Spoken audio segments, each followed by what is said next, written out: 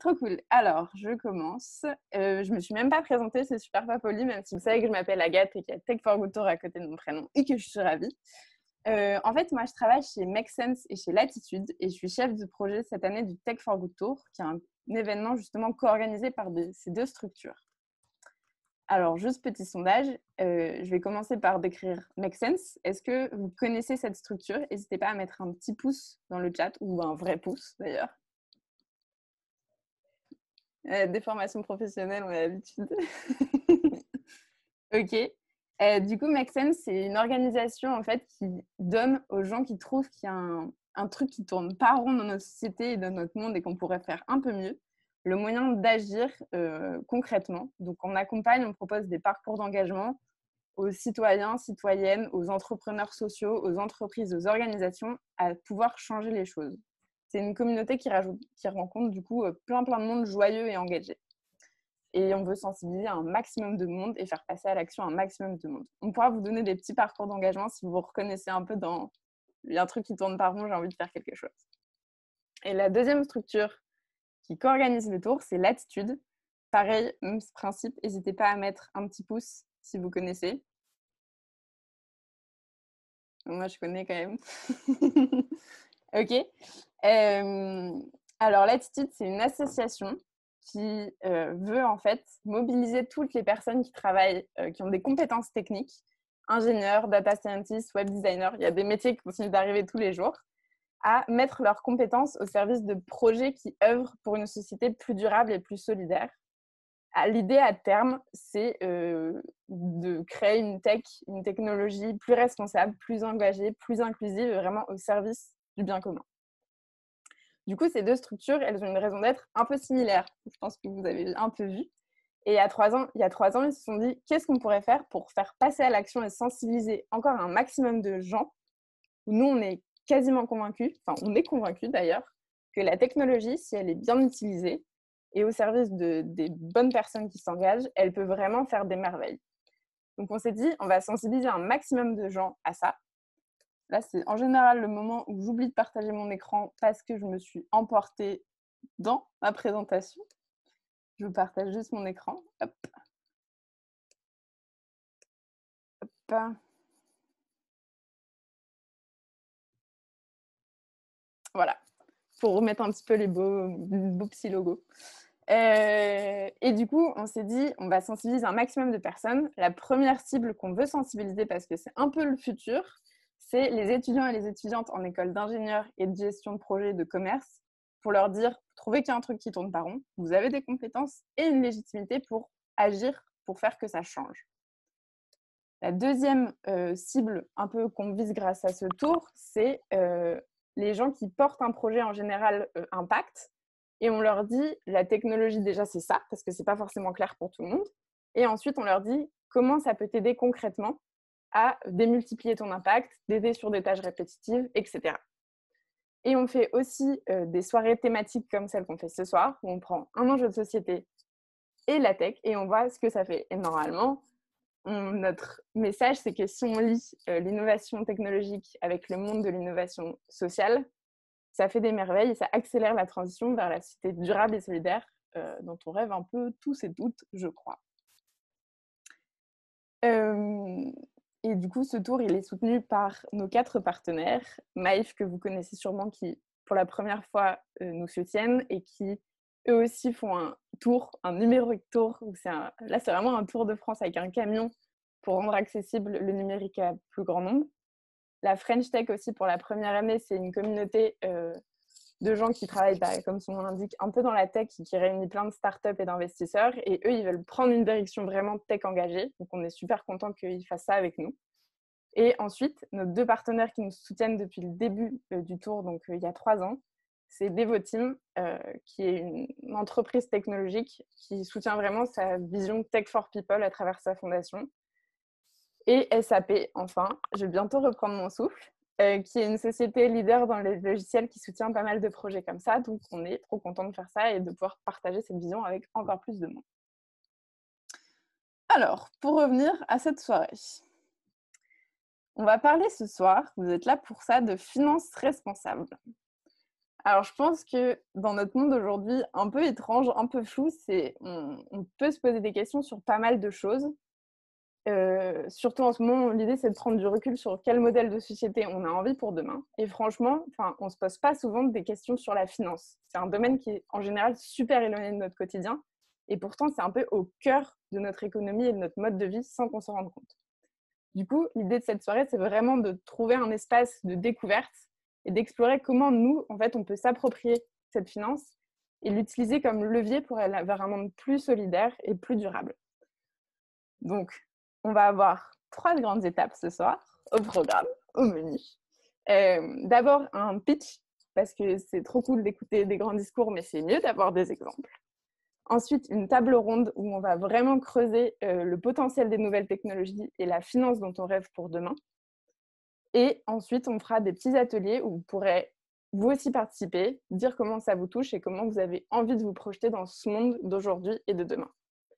N'hésitez pas à poser des questions. Il y a Victor, qui est mon collègue qui travaille chez Make Sense, qui fait des grands coucous, qui va me faire remonter les questions et normalement répond au chat de temps en temps. Et Louisa, qui va prendre aussi des notes. On va faire un article sur cette soirée pour sensibiliser encore plus de monde. Du coup, Simon, je te passe la parole pour que tu nous présentes Carbo. Super, merci beaucoup Agathe. Bonjour à toutes et à tous. Merci pour cette invitation. Merci aux deux structures, Latitude et Make Sense, pour l'invitation. Je vais vous présenter Carbo. Déjà, enchanté, je suis Simon Letourneau. Je suis un des 3 cofondateurs de Carbo et juste une petite anecdote sur moi. J'ai eu une sorte de coming out écologique il y a maintenant 5 ans qui a fait changer ma vie personnelle et qui m'a fait me lancer dans l'entrepreneuriat, on va dire, social et environnemental. Alors, Carbo, c'est quoi? Quel problème on essaye de résoudre? Est-ce que Agathe? Super. Vraiment, le problème qu'on essaye de résoudre chez Carbo, on sait en fait que depuis 50 ans, il y a une problématique climatique qui est importante. On le sait par les chiffres, par le GIEC, on n'arrête pas de le rappeler régulièrement. En revanche, nous, ce qu'on essaye de faire chez Carbo, c'est essayer de comprendre d'où vient cette inaction face au changement climatique. Essayer de comprendre pourquoi, depuis 50 ans, on sait et on ne bouge toujours pas. Et donc, comment on pourra essayer de faire changer les comportements. Pour information, il y a 72% des Français qui sont sensibles aux enjeux écologiques et ça monte jusqu'à 90% chez les jeunes. Et pourtant, ça fait ce que je vous disais, 20 ans que l'empreinte carbone des Français n'a pas forcément bougé. Il y a une sorte de déresponsabilisation par rapport à ces sujets. On trouve que c'est trop complexe, donc où le CO2, on ne sait pas forcément par où commencer. Il y a un sujet aussi de distance, c'est pas forcément ici, pas maintenant. Et il y a une partie, comme je disais, de déresponsabilisation en disant c'est pas moi, c'est plutôt les entreprises, c'est plutôt les États. Donc voici le problème qu'on essaye de résoudre chez Carbo, c'est cette inaction face au changement climatique. Et sur la slide d'après, je vous ai expliqué vraiment notre mission. Notre mission, c'est amplifier la prise de conscience pour réduire notre empreinte carbone. Il y a vraiment cet objet de prendre conscience que dans tous nos choix quotidiens de consommation et de biens ou de services, il y a un impact carbone. Et donc l'idée, c'est d'essayer de savoir chacun quand on achète quelque chose, etc., qu'il y a un impact carbone qui est associé à ce produit. Et donc derrière, une fois qu'on a pris cette conscience, comment on peut réduire notre empreinte carbone au quotidien. Et concrètement, ce qu'on fait, et c'est Agathe qui l'a assez justement dit au départ, on le fait grâce à la technologie. Donc, on a développé une technologie, et je vous expliquerai après, qui permet de mettre des montants CO2 sur des dépenses bancaires. Et on est persuadé, on est convaincu chez Carbo que la technologie permettra demain de toucher le plus grand nombre. Mais ce n'est pas uniquement la technologie, je pense, qui est importante, c'est aussi la pédagogie. Une fois qu'on a accès à des données carbone, comment on fait pour faire preuve de pédagogie sur ces sujets et motiver les changements de comportement. Donc, chez Carbo, on a 2 grandes solutions. Alors là, je vous ai mis la solution, vous pouvez voir notre site internet, c'est www.hellocarbo.com. On a une solution pour les particuliers qui permet à chacun de calculer et de suivre son empreinte carbone. On a développé une technologie, comme je vous disais, en partenariat avec un acteur qui s'appelle Bankin, qui permet, en récupérant chacune des dépenses bancaires, d'associer un montant de CO2. Donc ça, c'est vraiment la première brique de Carbo, c'est d'être capable de calculer l'empreinte carbone basée sur ses dépenses. La deuxième brique, c'est on donne des conseils. C'est le slide d'avant, pardon, Agathe. La deuxième brique, c'est une fois qu'on a calculé son empreinte carbone, on donne des différents conseils de réduction et on joue sur des biais cognitifs, comme par exemple la comparaison entre différentes personnes. Vous pourrez vous comparer à Greta, par exemple, sur notre site internet pour passer à l'action. Et après, on est en partenariat avec un acteur français pour contribuer à des projets environnementaux en France et à l'international. Pour finir sur cette slide, ce qui est intéressant, c'est que la technologie qu'on a développée de calcul du montant CO2 des dépenses bancaires, c'est une technologie qu'on est en train de déployer en ce moment avec la Banque Postale. Donc, on est en train de mettre ça à disposition des 10 millions de clients de la Banque Postale. Donc, c'était un exemple de finance responsable et de justement comment la technologie peut permettre de toucher le plus grand nombre. Et on a une deuxième solution chez Carbo, merci Agathe, qui est une solution pour les entreprises, qui permet aux entreprises de piloter leur empreinte carbone et de connaître l'empreinte carbone de leur activité. J'ai la conviction que demain, vraiment, l'empreinte carbone sera présente partout dans nos vies et que les entreprises devront piloter leur empreinte carbone comme elles pilotent leur chiffre d'affaires, etc. Et alors, j'ai rajouté cette slide exprès pour dire quel est notre impact. Nous, on considère qu'on a un impact indirect grâce à la pédagogie et c'est grâce à tout l'enrichissement des données qu'on peut faire de CO2 qui permet justement aux personnes de passer à l'action. Et je pense qu'autour de la table, on nous a régulièrement, Carbo, comparé à Yuka. Je pense que vous connaissez un peu tous Yuka. Et je vous ai mis un exemple sur la droite de ce que fait Yuka. En fait, finalement, Yuka a une très forte base de données. Alors là, c'est toutes les kilocalories, par exemple, d'un pot de Nutella. Mais en fait, vraiment, ce que fait Yuka en plus, et c'est vraiment ça l'impact indirect, Yuka fait preuve d'énormément de pédagogie, n'apporte pas uniquement la donnée, apporte aussi le côté rouge, orange, est-ce que c'est médiocre, par exemple, pour le pot de Nutella, ou est-ce que c'est un peu trop calorique. Donc, on est convaincu que cet impact indirect peut avoir un effet puissant de changement de comportement. Et pour finir, j'ai essayé de voir, parce que la finance à impact ou l'impact, la finance responsable, tout ce qu'on peut imaginer, il y a un écosystème qui est assez large. Nous, on est membre de Tech for Good France, de Impact France, et on est incubé chez Plateforme 58, qui est l'incubateur de la Banque Postale. Donc, il y a tout un écosystème qui permet justement de faire grandir cette finance responsable. Voilà, j'ai essayé de faire un pitch en 3-4 minutes. Merci à toutes et à tous. Si vous avez des questions, n'hésitez pas. C'était parfait niveau timing. J'oublie toujours de rallumer mon micro. Oui, n'hésitez pas si vous avez des questions. Déjà, petit sondage comme ça. J'aime beaucoup faire des sondages, vous allez voir. Qui connaissait déjà Carbo? Qui a déjà entendu parler de ça? Et d'ailleurs, n'hésite pas sinon à mettre tous les liens dans le chat si ça intéresse les gens. Je te conseille même. On peut même poser une question plus facile. Qui connaît son empreinte carbone autour de la table?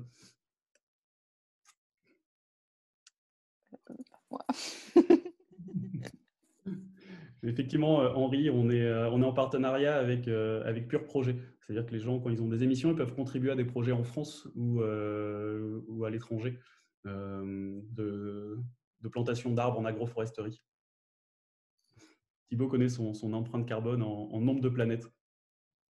Ah oui, le nombre de planètes qu'il faut pour si on a un mode de vie. Je crois que si tout le monde a le mode de vie des États-Unis, c'est 8 planètes. Ce qui est pas... C'est un peu... Ça coince, quoi. Trop cool. Et ben, s'il n'y a pas d'autres questions, n'hésitez pas, si ça vous vient, à les mettre dans le chat.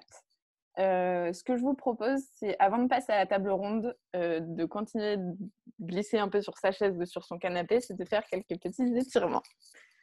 Je suis très fan des étirements. Souvent, on me regarde en me disant « Mais pourquoi elle fait ça ?» Mais c'est juste parce que on passe, je pense, tous et toutes notre journée devant Zoom, devant un ordinateur, assis. Donc, c'est bien aussi de faire quelques petits exercices. Ok, alors, on est parti. Je vais repartager mon petit PowerPoint fait avec amour.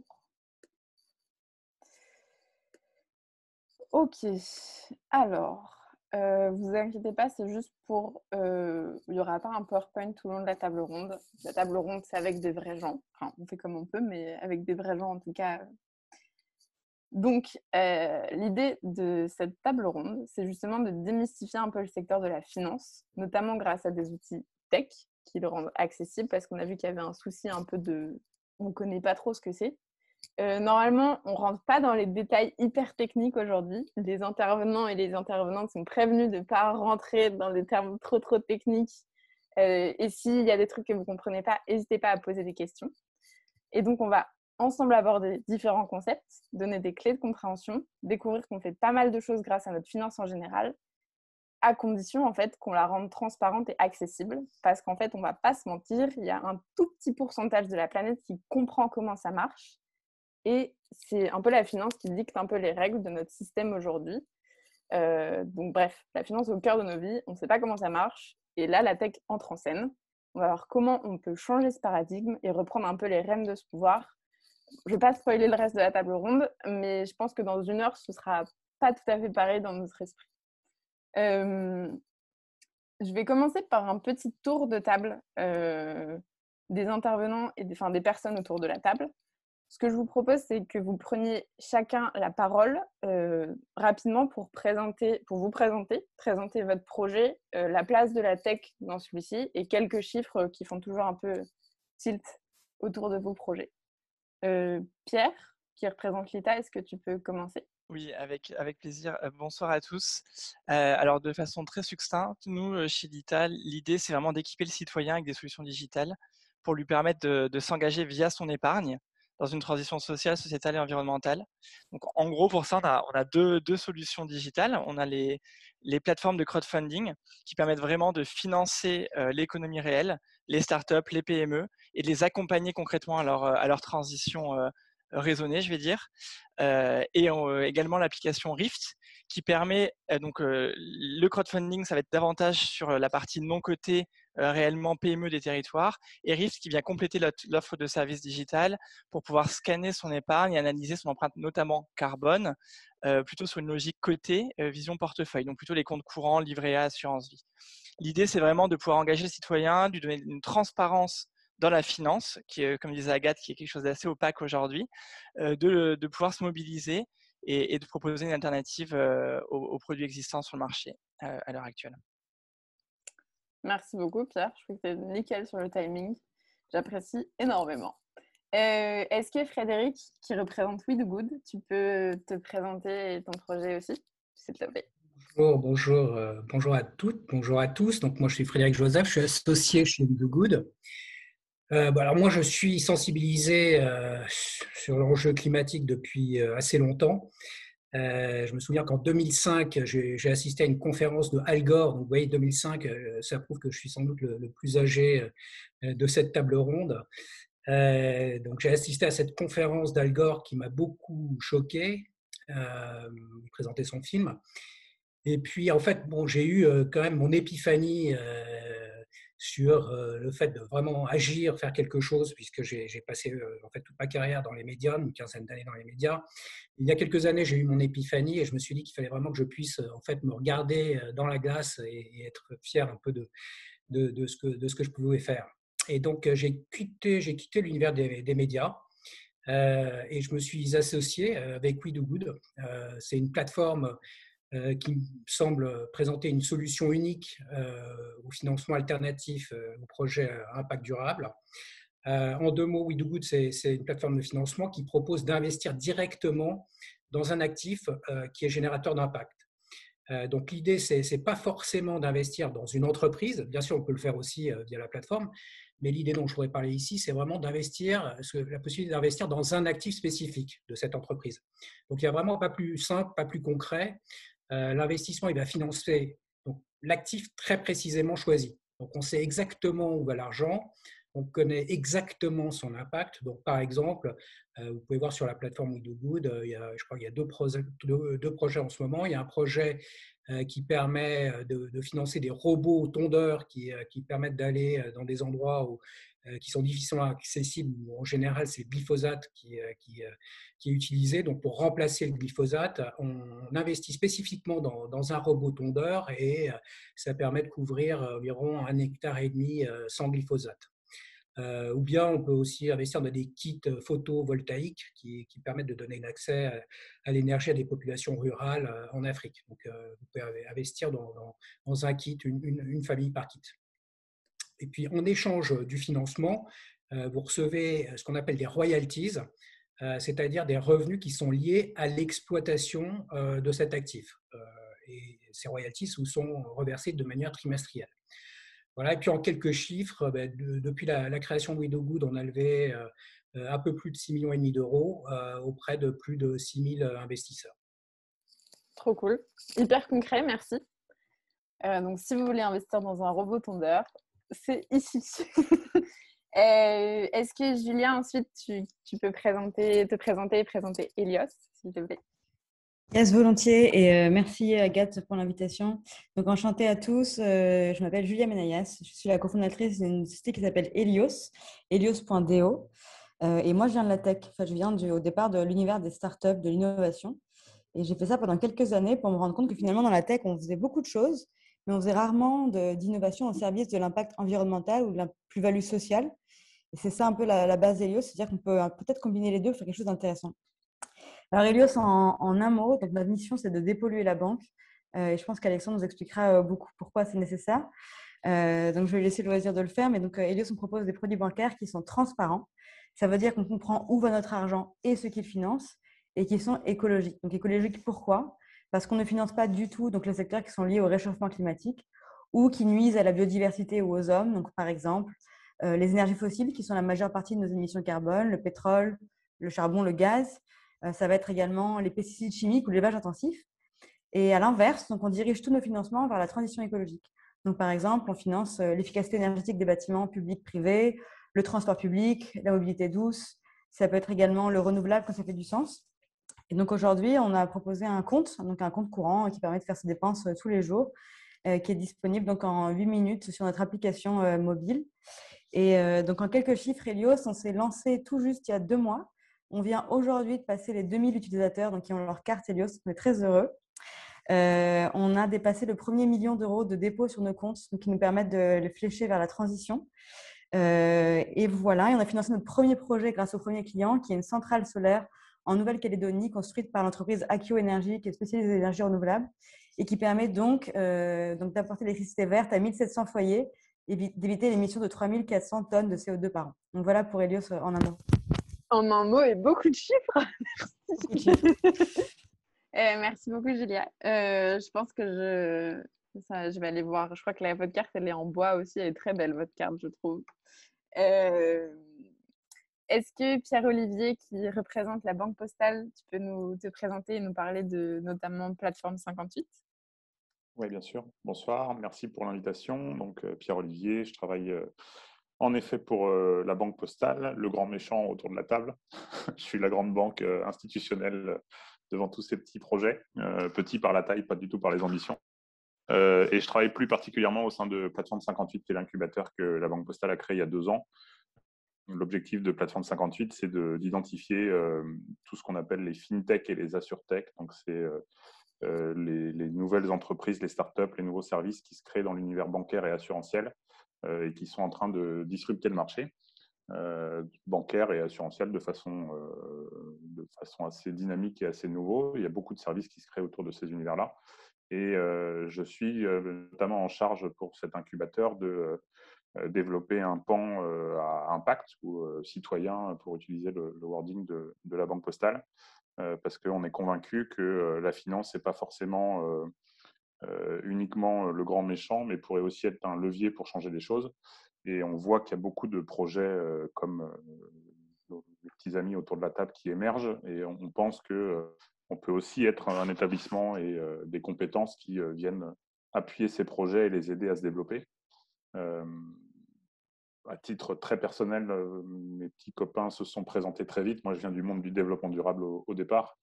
Et quand j'ai fini mes études, mon choix, c'était de savoir si j'allais travailler chez une ONG pour montrer ce qui n'allait pas, ou pour avoir une action très locale, ou dans des petites structures. Et j'ai fait le choix inverse d'aller dans des grands groupes, parce que quand on fait bouger la barre de ces grands groupes, en fait, on peut avoir un impact très important. Julia disait qu'elle avait 2000 clients, et c'est déjà très beau après 2 mois. Nous, on en a 12 millions après 10 ans d'expérience, un peu plus de 10 ans d'existence pour la Banque Postale.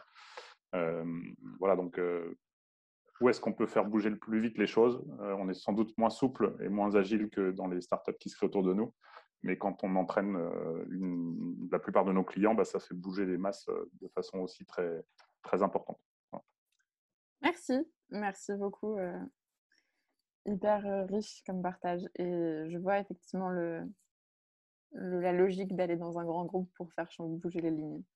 Et pour finir cette présentation de table ronde, Alexandre, qui représente donc Oxfam France, est-ce que tu peux aussi te présenter? Yes, bonsoir tout le monde. Alors, moi, je travaille pour une ONG, Oxfam France. Donc, je vais vous présenter ce qu'on fait d'habitude.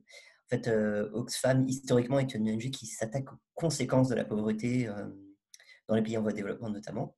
Et à partir des années 2000, on a commencé à s'intéresser aux causes de la pauvreté, aux racines de ce qui crée les inégalités, de ce qui crée l'injustice sociale ou l'injustice climatique.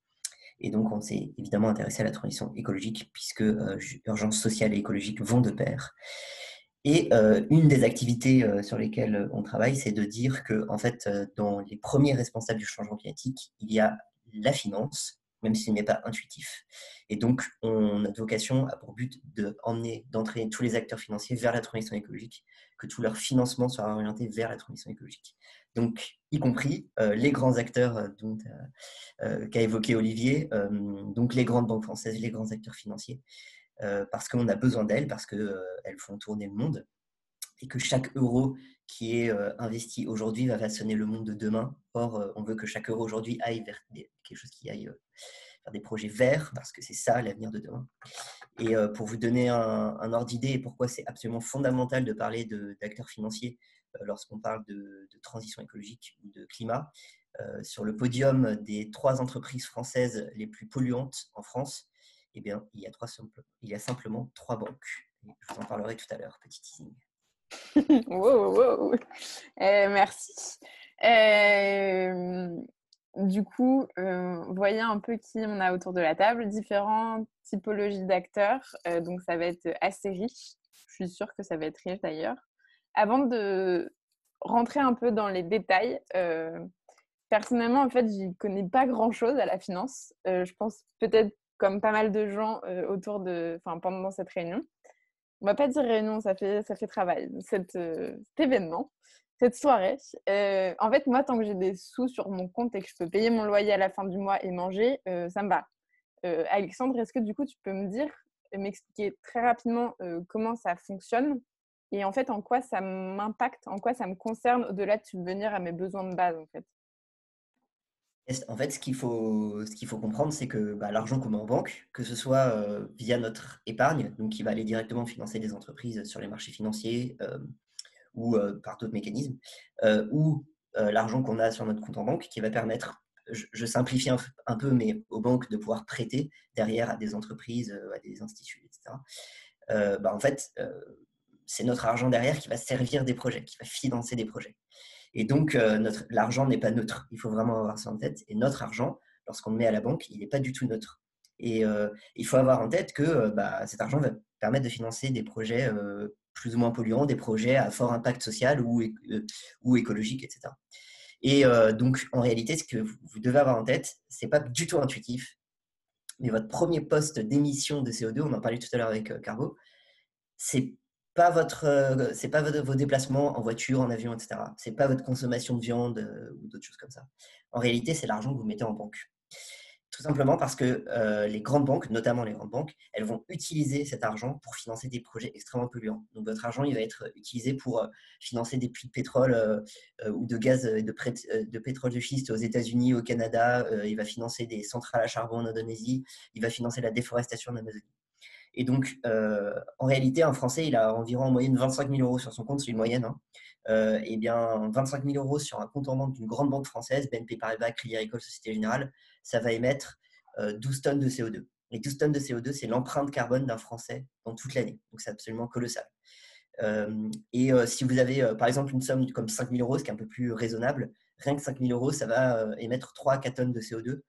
Donc, c'est quasiment un tiers ou un quart de ce qu'un Français émet par an. Donc, il faut vraiment avoir en tête que notre argent va émettre du CO2 derrière et donc que c'est très important d'avoir conscience de où va son argent et de pouvoir en avoir conscience et demander à son banquier éventuellement. On en parlera sur les solutions tout à l'heure et comment agir face à ça.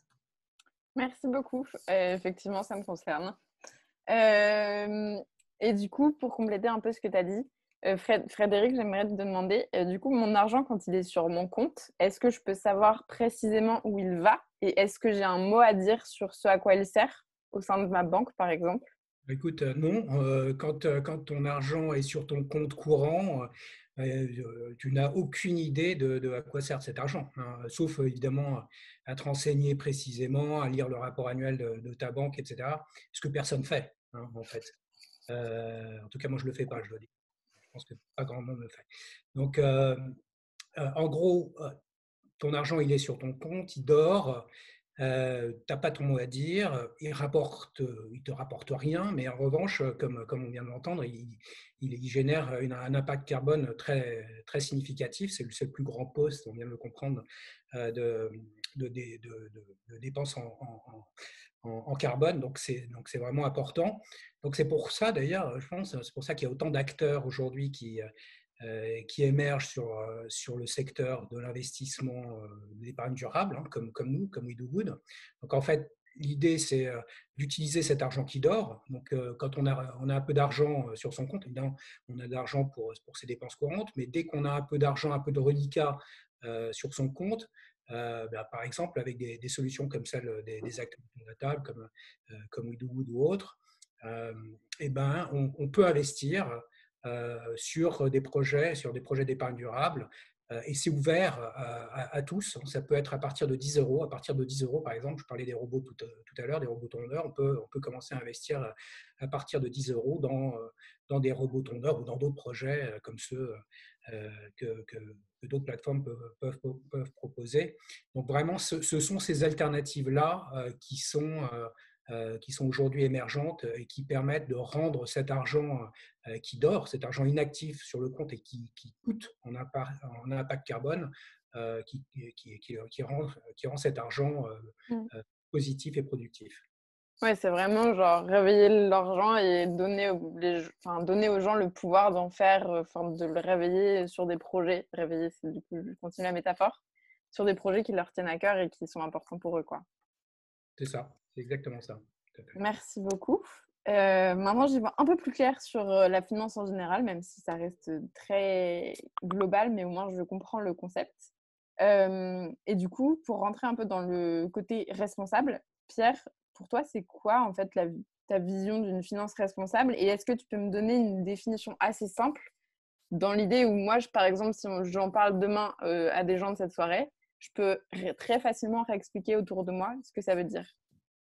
Ouais, bah écoute, en 3 mots, une finance responsable, c'est une finance, je pense, qui finance l'économie réelle dans un premier temps. Donc il y a une vraie opposition à la financiarisation de l'économie. Donc c'est une économie, donc c'est quoi? C'est des startups, des PME, donc un agent économique qui va créer de l'emploi sur les territoires durablement et qui va faciliter effectivement le circuit court de la finance avec l'épargne des citoyens et amorcer une transition sociale, sociétale, environnementale. Donc pour moi, c'est vraiment ça. C'est une finance au service d'une économie vertueuse qui va développer du coup des boîtes qui vont tenir compte à la fois de l'impératif écologique environnemental, cette espèce de plafond environnemental auquel on est tous confrontés aujourd'hui, et tenir compte également d'un minimum social pour créer des emplois durables, d'employabilité, des vrais parcours inclusifs. Et donc, du coup, moi, je ne vais pas reprendre effectivement les chiffres qui ont été très bien mis en avant par Alexandre, parce qu'on est tous un petit peu sur les mêmes gros enjeux, mais pour refaire un focus sur ce que c'est la financiarisation, c'est l'idée qu'en fait, il y a une décorrélation forte entre la taille du secteur financier, donc vraiment tout ce qui est crédit, obligations, les actions, la partie cotée, et le PIB qui va plus mesurer en fait l'économie réelle, donc la taille des entités ETI, PME dans l'économie. Et en gros, en 2019, il y avait un rapport de 4,5 entre les deux, c'est-à-dire que le secteur financier, donc on est vraiment plus sur du rachat d'actions et de la finance cotée, était 4,5 fois plus grosse que la taille du PIB mondial. Donc on voit qu'il y a une décorrélation extrêmement forte et qu'aujourd'hui, quand on investit 1 euro, et ben en fait, ce n'est pas 1 euro qui va dans les entreprises pour créer de la valeur et cette fameuse transition écologique. Ok, je savais pas du tout ça pour le coup, c'est fou. Effectivement, je suis d'accord pour qu'on rectifie un peu ça. Du coup, je continue sur mes questions un peu débutantes de finance. Le concept de We Do Good et de ses royalties, c'est aussi de la finance, Frédéric? Et aussi, deuxième question, tu as un peu déjà répondu en fait tout à l'heure, mais comment la tech, pour toi, elle peut rendre la finance plus transparente et plus accessible à tout le monde? Parce que j'ai un peu l'impression de l'enjeu aujourd'hui. Frédéric? Ton micro est coupé, Frédéric. Classique, ça n'arrive pas qu'à moi. Désolé. Écoute, tu as raison. Effectivement, tout à l'heure, je mentionnais les royalties. C'est le modèle sur lequel We Do Good est construit. En fait, c'est un modèle assez spécifique. C'est un modèle d'avance sur revenu. En fait, c'est un partage de revenus. Donc, quand on investit dans un actif comme le robot tondeur ou autre que je mentionnais tout à l'heure, on peut aussi investir dans une société, dans un projet, dans une start-up. Mais on investit sous forme de partage de revenus, d'avance sur revenus. Ce sont des royalties. Donc, c'est un peu différent de l'investissement traditionnel, un peu comme, je pense qu'on en parlera peut-être tout à l'heure avec l'ITA, où ce sont des investissements en capital. Une partie du capital de l'entreprise appartient à l'investisseur. Avec nous, pas du tout. Il n'y a pas d'investissement en capital. C'est un investissement, comme je le disais, sur une avance sur revenu. Et donc, le revenu de l'actif qui est employé, qui génère du revenu, redistribue un pourcentage de son revenu à l'investisseur. De la même façon que si on investit dans une entreprise en royalties, on reçoit trimestriellement une partie du revenu de l'entreprise. Donc ça, c'est un modèle assez spécifique de financement participatif. Alors, le système, bien sûr, il est basé sur de la technologie. On a une plateforme d'investissement en ligne sur laquelle on retrouve tous les financements, tous les projets à financer. C'est complètement transparent, c'est-à-dire que l'actif ou l'entreprise que l'on finance, qui génère du CA, du chiffre d'affaires, elle est présentée sur le site. On reçoit donc une vision du chiffre d'affaires à venir. Donc, c'est complètement planifié, complètement lisible et transparent, et on sait exactement quelles sont les royalties que l'on va recevoir de manière trimestrielle. Évidemment, il peut y avoir des fluctuations en fonction de l'évolution du chiffre d'affaires, mais en règle générale, c'est assez lisible. Voilà, donc, c'est complètement transparent. Et puis, enfin, c'est complètement accessible à tous, puisque, comme je le disais tout à l'heure, on peut commencer à investir dans des projets à partir de 10 euros. Effectivement, les 10 euros rend l'accessibilité assez à tout le monde. Pas besoin d'avoir des millions ou des milliards. Merci. Alors, moi, du coup, comme je disais un peu tout à l'heure, je suis un peu biaisée, je pense, par rapport à la finance. Je vois un peu ça comme le fer de lance du capitalisme, le grand méchant loup, comme disait Pierre-Olivier, le modèle qui abîme la planète, concrètement. Est-ce que tu es d'accord avec ça ou tu penses qu'on peut justement changer ce modèle en son cœur? Et si oui, comment? D'abord, je partage la plupart des choses qui ont été dites juste avant. Je ne remets pas du tout ça en cause. Et en effet, il y a sans doute des abus du marché de la finance et des institutions financières depuis un certain nombre d'années. Au départ, une banque, c'est juste un établissement qui collecte de l'argent quelque part pour le prêter de l'autre côté à d'autres projets, des gens qui en ont besoin. Il faut pas, voilà, c'est notre rôle premier et c'est ce dont on se souvienne. Maintenant, voilà, c'est un peu ce que je disais en introduction, c'est est-ce qu'on considère que il faut tout casser, renverser la table et recréer à côté et que ça passera par ça, ou est-ce qu'il faut inciter à bouger les lignes dans ces grands établissements financiers pour retrouver du sens et une façon de travailler qui est autre et de gérer l'argent d'une autre façon. Moi, c'est mon parti pris. Je suis plutôt dans ce modèle-là que dans les autres qui ont pu être évoqués, ce qui n'empêche pas de s'appuyer sur tout ce qui se passe autour. Donc, le parti pris qu'on a pris à la Banque Postale et je tiens mon propos, Alexandre, par exemple, qui a étudié tout ce qu'on fait, il pourra compléter ou avoir un avis un peu différent, mais je pense que notre rôle, c'est de voir dans tous les niveaux de l'entreprise comment on peut modifier les choses. On a des choses qui se passent au niveau de la finance traditionnelle, Aujourd'hui, quand vous ouvrez une assurance vie, par exemple, à la Banque Postale, elle ne sera pas gérée de la même façon que quand vous allez chez un de nos concurrents, qui a été cité par exemple tout à l'heure par Alexandre. Et on a pris des engagements là-dessus. Et en effet, c'est compliqué d'aller voir un rapport de gestion de la façon dont votre argent est géré dans une assurance vie. Ce n'est pas aussi direct que quand vous investissez sur l'ITA ou sur We Do Good. Néanmoins, à notre échelle, on fait ce qu'on peut à ce niveau-là et on va dans le bon sens, je pense. Et après, on s'intéresse bien sûr à tout ce qui émerge sur le marché. On a beaucoup parlé du financement participatif. On a été la première banque à signer un partenariat avec une plateforme de financement participatif. C'était il y a plus de 10 ans avec KissKissBankBank, qui est l'acteur leader aujourd'hui sur le marché. Aujourd'hui, c'est une filiale de la Banque Postale. On les a rachetés en 2007 pour travailler avec eux, pour aller plus loin dans les partenariats qu'on avait avec eux. Donc, on sert aussi de ces nouvelles formes de finances émergentes que sont le financement participatif sous forme de dons, sous forme de prêts, avec la filiale qu'ils ont créée qui s'appelle Lendopolis. Il y a aussi Microdon qui a rejoint l'aventure avec nous, que vous connaissez sous le nom de l'Arrondi, que vous pouvez voir en caisse quand vous allez faire vos courses.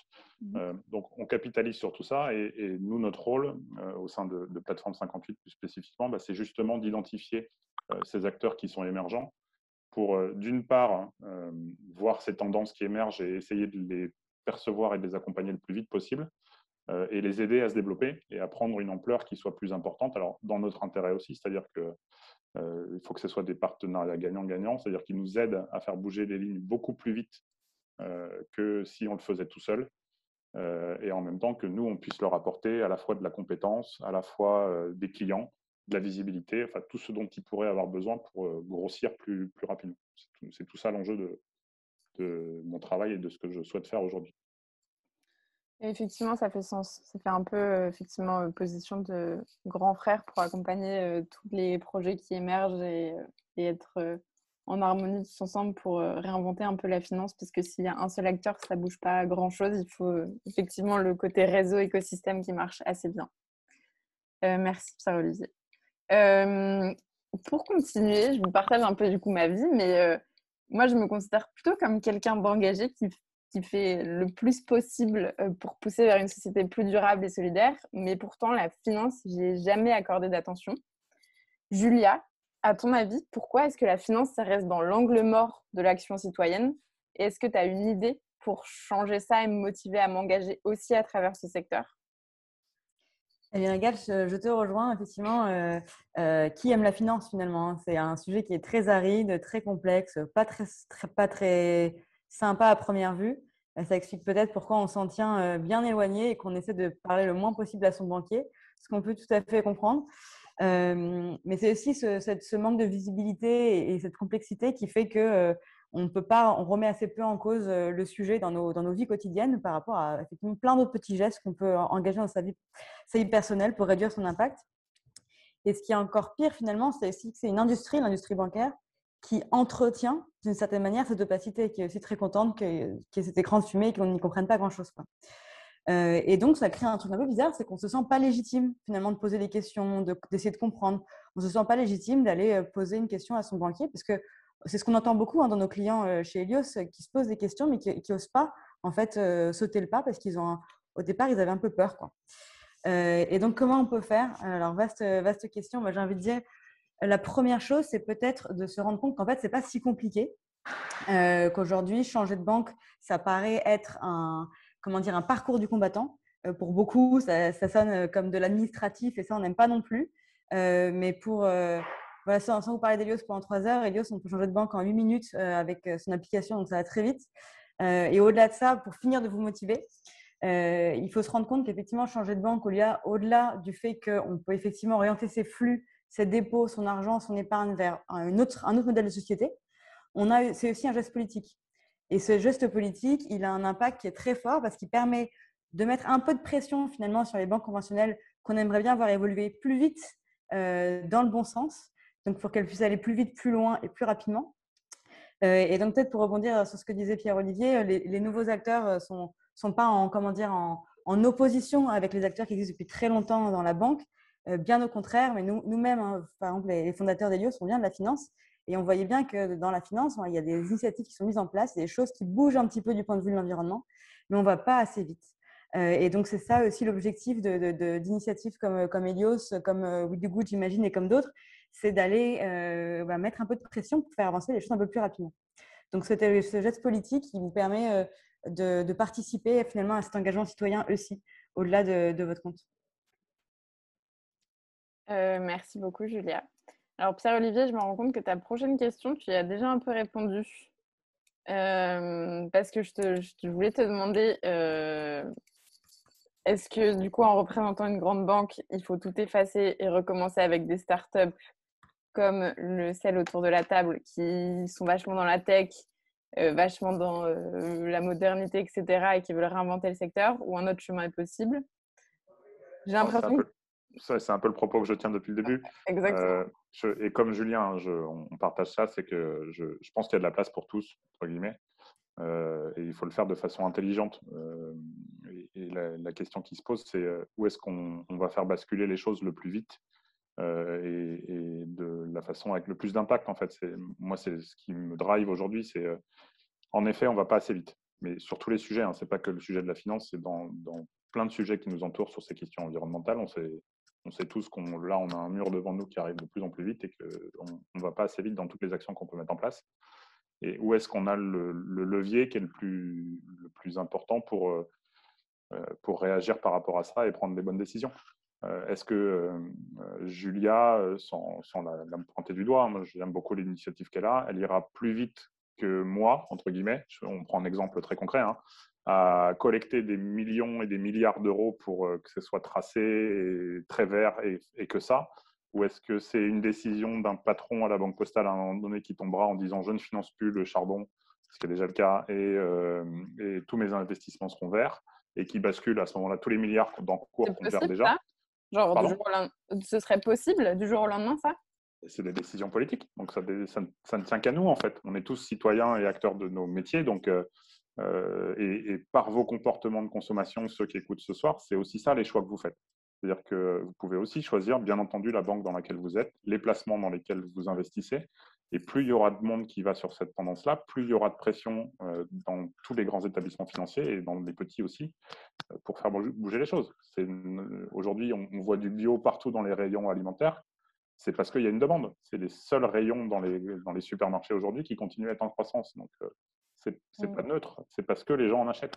Hein, donc, ça va marcher exactement de la même façon sur le secteur bancaire et financier, à mon avis. Voilà. Et pour ça, il faut le faire tous ensemble. Donc, Effectivement.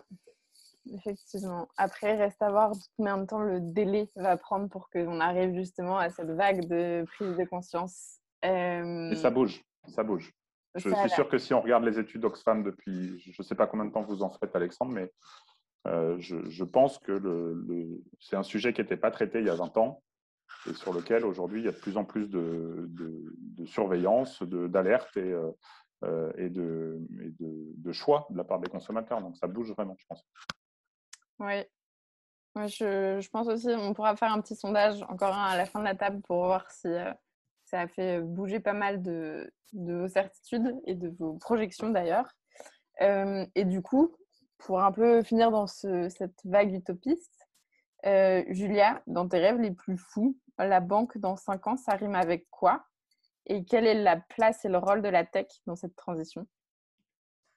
C'est une très bonne question, Agathe, et j'aimerais bien avoir ce pouvoir de décider ce que sera la banque dans 5 ans. Peut-être pour commencer à répondre à cette question, c'est partager un petit peu une expérience personnelle.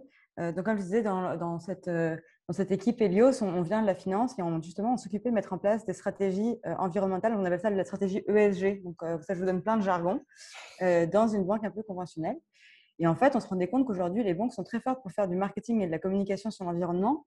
Mais à côté de ça, effectivement, il y a des choix structurants qui sont évidents. Donc, concrètement, aujourd'hui, on ne peut pas financer de nouvelles centrales à charbon, évidemment. On ne peut pas continuer à financer l'extraction pétrolière. Sans quoi, on s'expose évidemment aux risques climatiques. Et au-delà de ça, on expose aussi l'établissement bancaire et ses clients à des risques financiers qui sont majeurs, qui sont liés en fait, à la dévaluation de ces actifs. Bon, pour arrêter le jargon, ça veut concrètement dire que ce n'est peut-être pas un très bon investissement aujourd'hui d'investir dans un puits de pétrole, quoi. Parce que dans quelques années, ça pourrait ne pas valoir grand-chose si on entame une transition écologique un peu forcée. Donc ça, c'est le premier point. Et donc, qu'est-ce que je voudrais pour cette banque dans 5 ans? J'espère qu'en fait, Helios ne servira à rien finalement, qu'en fait, Helios n'a plus sa raison d'être. Alors, je pense qu'on aura toujours notre raison d'être malheureusement et qu'on ira toujours pousser les banques un peu plus loin sur le sujet du climat. Mais j'espère sincèrement que effectivement, toutes les banques auront pris un petit peu la mesure de leurs engagements et ça ira un peu plus vite. Et ça marche effectivement ça passe par travailler avec les grandes institutions pour que peut-être elles puissent accélérer sur le sujet. Ok, merci beaucoup. Du coup, c'est super ce qu'on dit depuis tout à l'heure. J'ai l'impression qu'on peut vraiment sauver le monde grâce à la finance. Et du coup, je me demandais, Alexandre, et je pense que ça fait partie de ton quotidien et de sûrement ta frustration, c'est pourquoi ça ne bouge pas plus vite? Et en fait, c'est très simple. Un acteur financier, son but, c'est de faire des profits, de faire des bénéfices. C'est sa mission. Et tout aujourd'hui, en fait, quand un acteur finance une banque, elle investit dans le pétrole, le gaz, elle continue à gagner de l'argent. Donc, c'est tout aussi simple que ça. Et c'est pour ça que les projets polluants, aujourd'hui, ils rapportent encore de l'argent. Et donc, c'est pour ça que ça n'avance pas forcément aussi vite que ça pourrait. Après, il faut souligner, comme l'a dit un peu Pierre-Olivier, que ça avance un peu petit à petit. Donc, par exemple, toutes les banques françaises, elles sont sorties du charbon. À la fois de la pression de citoyens, d'ONG, parce que c'est dans le débat public, et tant mieux. Mais le souci, c'est que, en fait, aujourd'hui, si on veut respecter les limites planétaires, si on veut respecter l'accord de Paris et un réchauffement de la planète qui est en dessous d'1,5 degré, en fait, il faut que les banques elles arrêtent de financer du pétrole, du gaz, de la déforestation, etc. Et donc, il y a une urgence là-dessus. Et le souci, c'est que voilà, derrière, les banques, ce n'est pas leur rôle. Et donc, une des solutions, et c'est là où on se rejoint, je pense aussi avec Pierre-Olivier, c'est de faire, il faut des projets au niveau individuel pour changer les mentalités, pour qu'au niveau individuel et culturel, toute la société bouge. Mais derrière, il faut aussi, et ce qu'on porte, c'est juste voilà, une petite idée, c'est que nous, ce qu'on porte côté Oxfam, c'est de faire pression pour qu'il y ait une régulation de tous ces acteurs et qu'ils soient contraints de ne plus financer des projets très polluants et qu'il y ait une régulation publique en fait, de l'État qui puisse siffler la partie, qui puisse définir les règles. Et juste pour donner un chiffre, pour vous donner un ordre d'idée à quel point en fait, là, on s'attaque à quelque chose qui nous dépasse tous. Je vous disais tout à l'heure, les 3 entreprises françaises les plus polluantes, c'est les banques. Et en fait, chacune des plus grandes banques françaises, BNP Paribas, Société Générale, Crédit Agricole, elles émettent autant de CO2 chaque année, elles ont une empreinte carbone supérieure à l'ensemble du territoire français. C'est absolument colossal. C'est tétanisant, mais c'est vraiment une réalité. Et ces chiffres, ce n'est pas Oxfam qui les a calculés, c'est un cabinet indépendant. Donc voilà, d'où la nécessité aussi qu'on ait un grand acteur comme l'État qui puisse réguler tout ça. Oui, effectivement, avant de se faire taper sur les doigts, en général, les gens se disent encore quelques années, encore quelques mois, on va continuer, on va faire encore un peu de sous et puis on verra plus tard. Mais oui, c'est un peu triste, mais si ça peut faire bouger les choses. Pardon, je viens de me rendre compte que je continue de partager mon PowerPoint et du coup, vous n'avez pas vos têtes en grand sur l'écran. Mes excuses. Et du coup, pareil, dans mon esprit, c'est la finance et la tech, c'est 2 domaines qui ont hyper beaucoup d'impact sur nos vies quotidiennes, mais qui restent très flous et peu accessibles aux communs des mortels. Pierre, ton avis, est-ce que tu penses qu'il est possible de mettre ces secteurs au service d'une transition de société ou que nos modes de vie, de façon un peu fatale, seront toujours un peu dictés par ces secteurs qui nous dépassent depuis longtemps? Non, moi, j'ai pas autant de cynisme, hein. Clairement, on peut les mettre au profit de cette transition. On le voit là avec toutes les initiatives de ce soir autour de la table. En fait, il y a pas mal de choses qui ont été dites et qui sont très fortes. Je pense que notamment la vision de tout le monde et d'autant plus de l'ITA Audrive, c'est vraiment que en fait, on peut avoir une autre finance pour une autre économie. Et je pense que ce que disait Julia et ce qui était repris aussi un peu par Alexandre, c'est qu'il y a un geste politique extrêmement fort dans l'acte. Et en fait, je pense que c'est important de comprendre qu'en fait, il y a une demande de transparence un peu dans tous les segments de la consommation, sur la bouffe, sur le textile, sur la mobilité, etc. Et l'épargne, c'est le dernier champ qui n'est pas forcément investi parce qu'on tient un peu d'une façon élitiste, un peu le milieu des grands financiers, etc. Mais derrière, l'épargne et les citoyens, c'est ce qui fait l'économie et c'est ce qui fait la finance. Donc, je veux dire, et ça, c'est important, je pense, de prendre conscience du coup de la puissance du citoyen dans leur choix de consommation et dans leur choix d'épargne. Et nos solutions tech visent à répondre à ça, en donnant de la transparence, de l'information et de l'accessibilité, choses aujourd'hui qui ne sont pas disponibles, sur de la communication et rendre des comptes, de pouvoir interpeller ses banques, son banquier, à la fois sur la partie non cotée, mais également sur la partie cotée. Donc là, on va être entre Helios et Rift, notamment sur les assurances vie, les comptes épargne, les livrets de développement durable, et avoir un panel d'outils pour gérer ses placements et son épargne, et se mobiliser et créer la demande en fait vers ce changement et cette impulsion à la transition écologique qui est nécessité aujourd'hui. Je pense qu'on est tous d'accord là-dessus. Donc, je pense que c'est aussi la puissance de l'engagement actionnarial et de se rendre compte que oui, on a clairement un rôle à jouer. Et donc, la tech sert clairement à ça. Pour l'effet collectif aussi, ouais. Parce que il faut vraiment qu'il y ait un mouvement de masse de beaucoup de citoyens et de citoyennes en même temps pour que j'imagine que ça a un impact vraiment sur les politiques publiques et sur nos modes de vie en général. Mais ouais, je te rejoins pas mal sur ce qui est dit. Bon, et je pense que je vais envisager ma finance autrement et que je vais sérieusement mettre mon nez dans comment je peux m'en saisir pour contribuer aussi de cette manière vers une société plus durable et plus solidaire.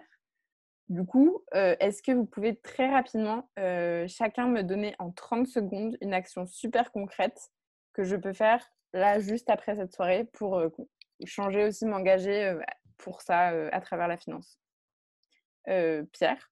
Ah, encore c'est très simple. Vous téléchargez Rift en 2 secondes et vous rejoignez les 25 000 abonnés engagés, ou vous allez sur lita.co et vous investissez dans les très belles boîtes qui amorcent un changement de fond de la société pour devenir actionnaire solidaire. Trop bien. N'hésitez pas à mettre les liens dans le chat. Un grand plaisir. Frédéric, à toi de me faire rêver, de me donner plein d'opportunités d'engagement. J'allais dire aussi, c'est très simple, vous allez sur wedogood.co. Si vous êtes entrepreneur, il y a un test d'éligibilité, c'est extrêmement simple, il y a un petit algorithme sur le site, vous remplissez les cases et vous savez si vous êtes éligible. Si vous avez envie d'investir dans un projet, vous regardez, il y a plein de projets super intéressants dans lesquels vous pouvez investir, et comme je le disais tout à l'heure, c'est à partir de 10 €, donc c'est simple et c'est ouvert à tous. Trop bien. Et respect du timing. Julia, j'ai l'impression que tu l'as déjà fait plusieurs fois passer ton call to action, mais tu peux le refaire passer. Alors, je ne vais pas forcément prêcher pour ma paroisse pour le dernier point. Il y a un super outil qui est sorti qui s'appelle bank.green, que je vous mets dans le chat, qui est un outil donc créé par une réunion de plusieurs organisations, notamment Reclaim Finance, les Amis de la Terre, XR, etc., qui permet de jauger un tout petit peu de l'empreinte carbone de sa banque. Donc, c'est peut-être un bon call to action. Et ils ont une FAQ qui est très bien faite, avec notamment les différents courriers que vous pouvez écrire à votre banquier pour poser des questions ou même pour partir de votre banque. Voilà. Puis après, vous connaissez Helios maintenant. Tu l'as quand même replacé. Merci.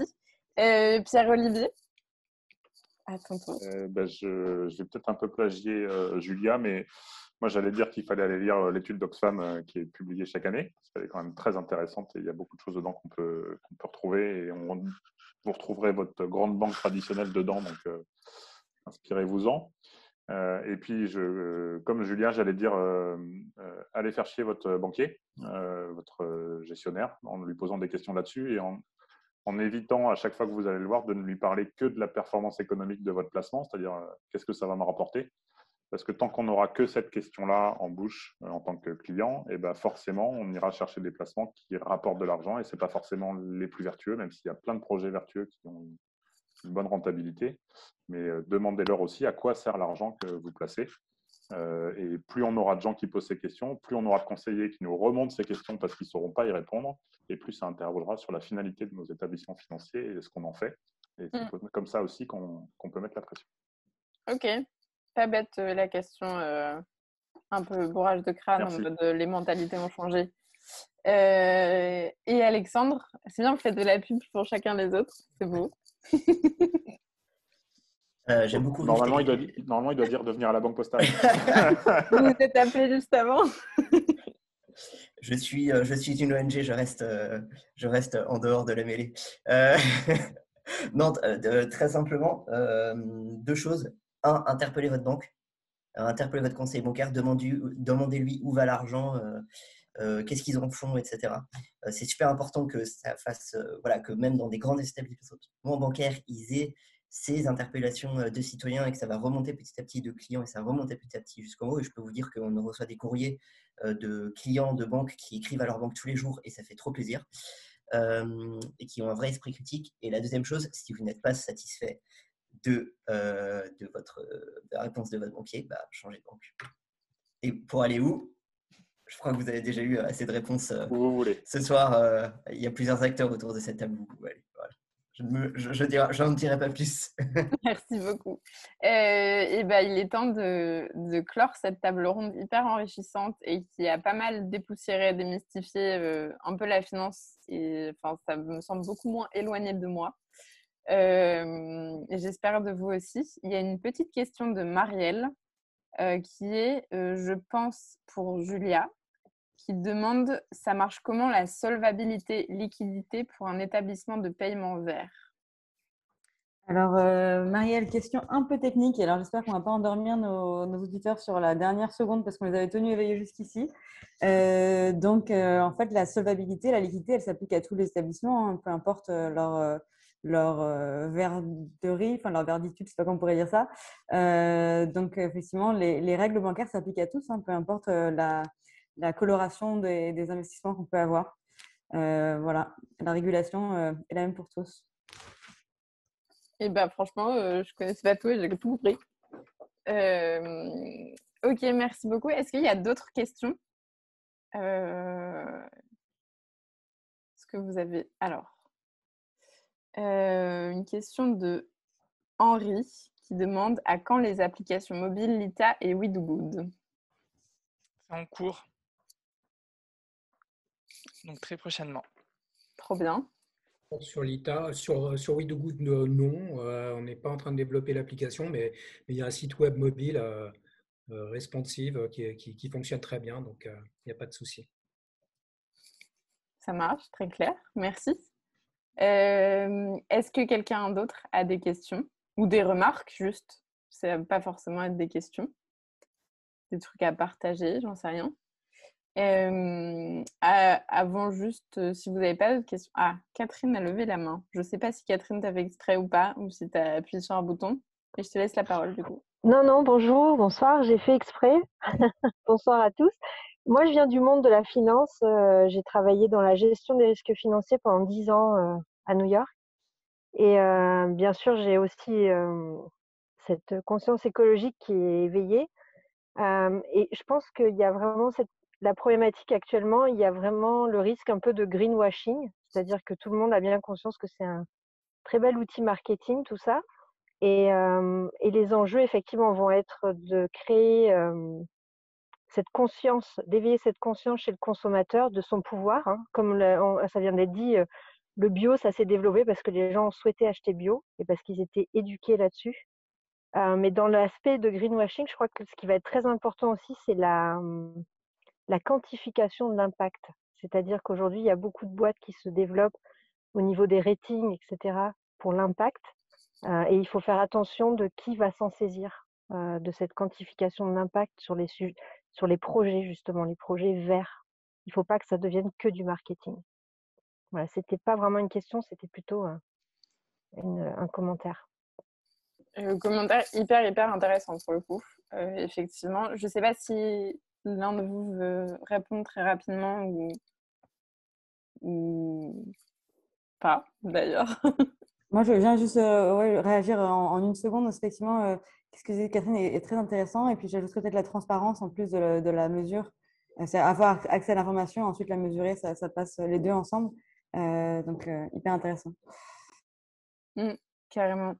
Mais je pense que je suis tout à fait d'accord, évidemment. Hein. Si c'est que du marketing, ça n'a aucun sens et tout à fait même contre-productif. C'est pas ce qu'on cherche. Mais je pense que tous les projets dont on a parlé là, autour de la table ronde prouvent qu'il y a vraiment du concret et il y a vraiment bien autre chose que du marketing. Il faut aussi du marketing.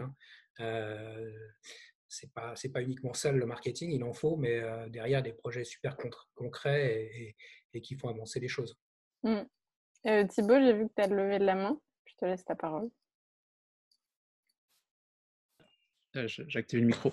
Oui, juste, je trouve qu'on parlait beaucoup d'impact de CO2 et il ne faut pas oublier qu'il y a aussi tous les autres impacts et que pour les gens qui sont, je ne sais pas, végétariens ou autres, bah, il faut se rappeler que l'épargne, elle peut être placée aussi dans n'importe quelle entreprise et que souvent, bah, ça part dans des fonds qui sont diversifiés et si, je sais pas, on est contre les élevages industriels, bah, notre épargne, elle est peut-être dans Nestlé, etc. C'est pas forcément un impact CO2 spécifique, c'est pas forcément du pétrole, mais en fait, ça va totalement à l'encontre de ce qu'on achète ou de ce qu'on consomme tous les jours. Et je vois beaucoup de gens qui boycottent certaines entreprises ou qui vont boycotter Nike pour les Ouïghours ou qui vont boycotter telle ou telle chose, qui derrière, en fait, leur épargne finance peut-être ces acteurs-là. Et donc, je pense que ça, c'est super important à avoir en tête et que les acteurs comme il y a ce soir, ça permet vraiment de savoir vraiment où c'est qu'on le met. Et si en plus, on a une passion particulière, on peut vraiment choisir. Donc ça, c'est vraiment pas mal. Et l'autre petit point, c'est que moi, pareil, je viens de la finance aussi à la base en banque d'investissement, donc j'étais vraiment au cœur sur les marchés actions. Et honnêtement, je vois mal, de ce que j'ai vu, je pense que ça va prendre quand même du temps sur les modes de gouvernance des grandes boîtes, parce que c'est vraiment très court-termiste, il y a les fonds étrangers, etc.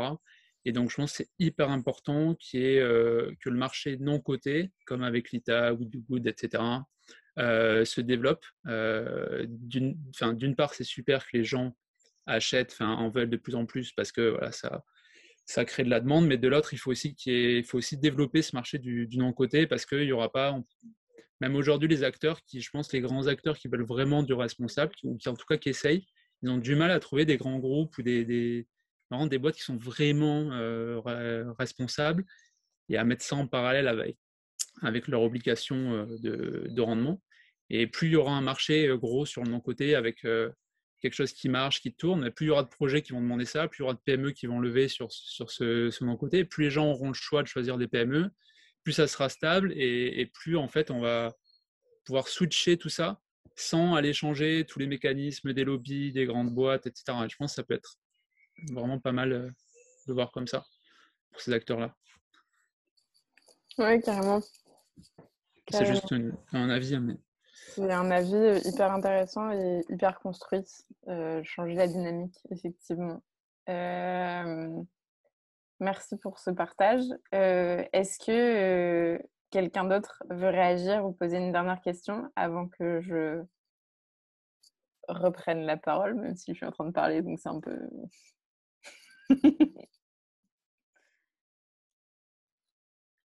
Non?